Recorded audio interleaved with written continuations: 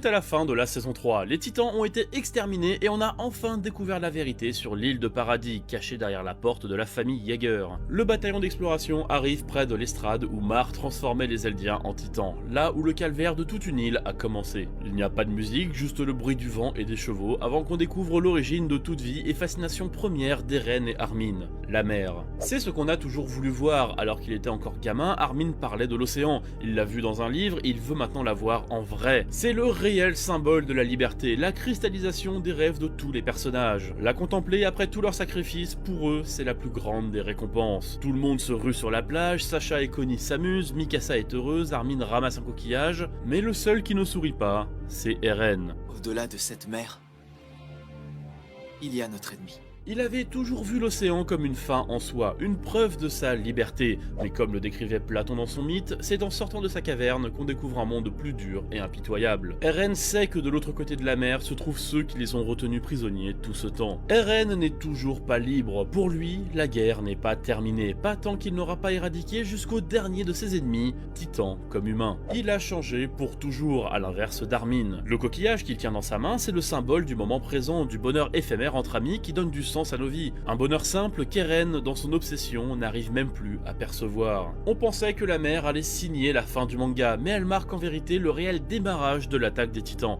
le cœur de son message. Eren ne peut plus s'arrêter, il doit aller de l'avant, aller vers l'évolution de son peuple.